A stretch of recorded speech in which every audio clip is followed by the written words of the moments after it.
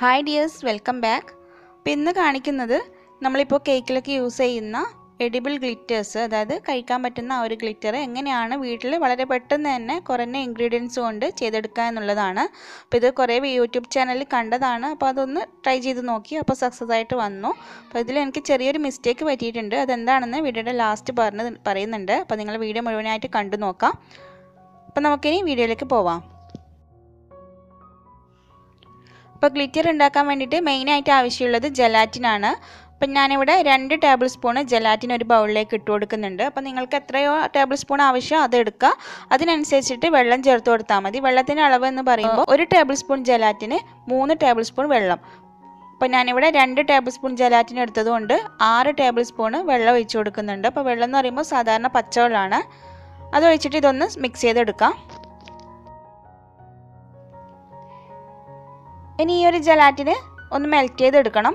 ഒന്നുകിൽ മൈക്രോവേവ് ചെയ്തെടുക്കുക, അല്ലെങ്കിൽ ഇതേപോലെ തിളച്ച വെള്ളത്തിന് മുകളിൽ ഈ ഒരു ബൗൾ ഇറക്കി വെച്ചിട്ട് സ്പൂൺ വെച്ച് നന്നായിട്ട് മിക്സ് ചെയ്ത് കൊടുത്താൽ തന്നെ ഇത് മുഴുവനായിട്ട് മെൽറ്റായി വരും. അപ്പോൾ നല്ലപോലെ മെൽറ്റാക്കി എടുക്കണം, തരികളൊന്നും പാടില്ല. ഇതിപ്പോൾ നല്ലപോലെ മെൽറ്റായിട്ടുണ്ട്. ഇനി ഈ ബൗൾ മാറ്റി കൊടുക്കുക.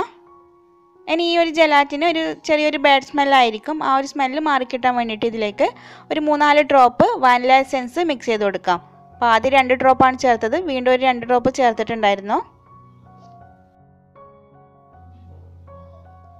ഇനി ഇത് 2 കളറിലായിട്ടാണ് ഞാനിവിടെ ചെയ്തെടുക്കുന്നത്. അപ്പോൾ അതിനായിട്ട് 2 ബൗളിലേക്ക് ആക്കിയിട്ട് മാറ്റിയിട്ടുണ്ട്. ഒന്നിൽ കുറച്ച് അധികം എടുത്തിട്ടുണ്ട്. ഇനി ഇതിലേക്ക് വൈറ്റ് ജെൽ കളറാണ് ചേർക്കുന്നത്. അതിനുശേഷം നമുക്ക് ഇഷ്ടമുള്ള കളർ ചേർത്ത് കൊടുക്കാം. അപ്പോൾ ഞാനിവിടെ ഷുഗറിൻ്റെ ഗ്രേപ്പ് കളറാണ് ഒന്നിൽ ചേർത്ത് കൊടുക്കുന്നത്. അപ്പോൾ ഈ ഒരു വൈറ്റ് കളർ ചേർക്കണം എന്നുള്ളത് ഒരു വീഡിയോയിൽ കണ്ടതുകൊണ്ടാണ് ഇതേപോലെ ചെയ്തത്. പക്ഷെ അങ്ങനെയല്ല, വൈറ്റ് ജെൽ കളർ ചേർക്കാതെയും നമുക്ക് ഇഷ്ടമുള്ള കളർ മാത്രം ചേർത്തിട്ട് ഇത് ചെയ്യുന്നത് വേറെ വീഡിയോസിൽ പിന്നെയാണ് കണ്ടത്. അപ്പോൾ നിങ്ങൾ ചേർക്കുമ്പോൾ ഇതേപോലെ ഏതെങ്കിലും ഇഷ്ടമുള്ള കളർ ചേർത്ത് കൊടുത്താൽ മതി. അപ്പോൾ ഒന്നിൽ ഇതേപോലെ വൈറ്റ് ജെൽ കളറും പിന്നെ ബോർഡെക്സ് കളറുമാണ് മിക്സ് ചെയ്യുന്നത്.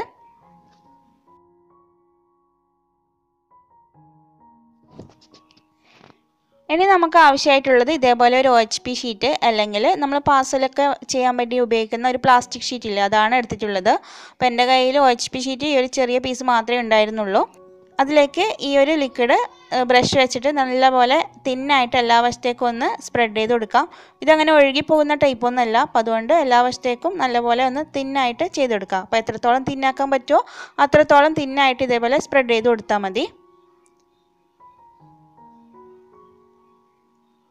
ഈ ഷീറ്റിന് OHP ഷീറ്റ് എന്നും ചോക്ലേറ്റ് ഡെക്കറേഷൻ ഷീറ്റ് എന്നൊക്കെ പറഞ്ഞിട്ട് നമുക്ക് ബേക്കിംഗ് ഷോപ്പിൽ വാങ്ങിക്കാൻ കിട്ടും. അപ്പോൾ ബാക്കിയുള്ളതും ഇതേപോലെ തന്നെ ചെയ്തു കൊടുക്കാം. ഇതൊക്കെ ചെയ്യുന്നത് പാർസലിന് ഉപയോഗിക്കുന്ന ഒരു പ്ലാസ്റ്റിക് ഷീറ്റിലാണ്.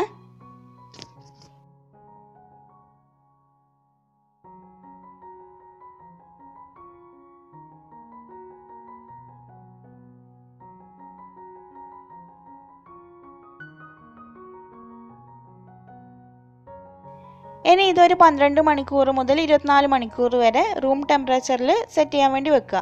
അപ്പോൾ ഇത് നല്ലപോലെ ഉണങ്ങി കിട്ടും. അപ്പോൾ ഞാനിത് രാത്രിയിലാണ് ചെയ്തത്. അപ്പോൾ പിറ്റേന്ന് രാവിലെ നോക്കുമ്പോൾ ചെറുതായിട്ടൊരു ഒട്ടലുണ്ടായിരുന്നു, മുഴുവനായിട്ട് അങ്ങ് സെറ്റായിട്ടുണ്ടായിരുന്നില്ല. അതുകൊണ്ട് ഒരു 2 മണിക്കൂർ നല്ല വെയിലത്ത് എടുത്ത് വെച്ചു. അപ്പോൾ ഇത് നല്ലപോലെ തന്നെ ഉണങ്ങി കിട്ടിയിട്ടുണ്ട്. ഉണങ്ങി കഴിയുമ്പോൾ ഈ ഒരു ജെലാറ്റിൻ ഷീറ്റ് നമ്മൾ നേരത്തെ ചെയ്തിട്ടുള്ള ആ ഒരു പ്ലാസ്റ്റിക് ഷീറ്റിൽ നിന്നും ഇതേപോലെ എടുത്ത് മാറ്റാൻ വേണ്ടി പറ്റും.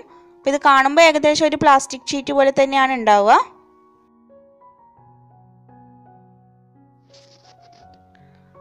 അപ്പോൾ പാർസൽ ഷീറ്റിൽ ചെയ്തതൊക്കെ പെട്ടെന്ന് തന്നെ എടുത്ത് മാറ്റാൻ വേണ്ടി പറ്റിയിട്ടുണ്ട്.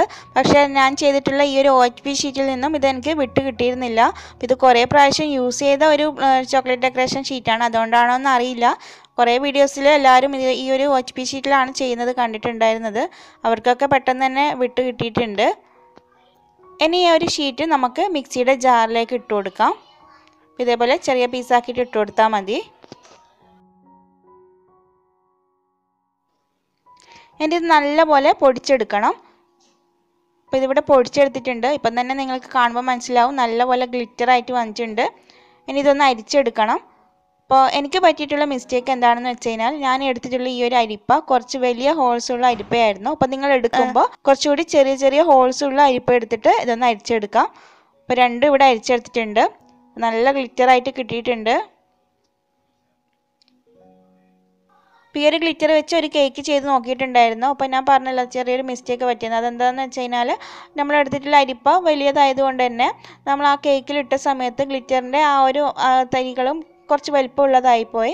അതുകൊണ്ട് തന്നെ നമ്മൾ കഴിക്കുന്ന സമയത്ത് വായുടെ ഉൾഭാഗത്തൊക്കെ ഗ്ലിറ്റർ ഒട്ടിപ്പിടിക്കുന്നുണ്ടായിരുന്നു. അപ്പോൾ നിങ്ങൾ ചെയ്യുമ്പോൾ ആ ഒരു മിസ്റ്റേക്ക് പറ്റാതിരിക്കുക. ചെറിയ ചെറിയ ഹോൾസുള്ള അരിപ്പ എടുത്തിട്ട് അരിച്ചെടുക്കുക.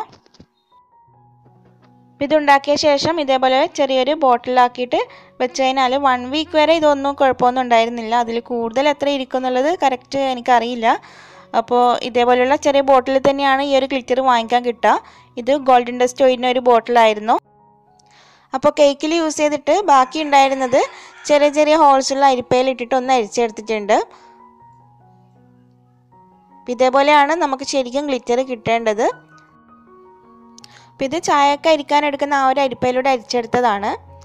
അപ്പോൾ ഇത്രയുള്ള ഇന്നത്തെ വീഡിയോ. ഈ ഒരു വീഡിയോ നിങ്ങൾക്ക് ഇഷ്ടമായിട്ടുണ്ടെങ്കിൽ ഒന്ന് ലൈക്ക് ചെയ്യാനും ഷെയർ ചെയ്യാനും, അതേപോലെ ചാനൽ സബ്സ്ക്രൈബ് ചെയ്യാതെ വീഡിയോ കാണുന്നവരുണ്ടെങ്കിൽ ഒന്ന് സബ്സ്ക്രൈബ് ചെയ്ത് സപ്പോർട്ട് ചെയ്യാനും മറക്കരുത്. അപ്പോൾ നമുക്ക് മറ്റൊരു ദിവസം വീണ്ടും കാണാം. Thanks for watching.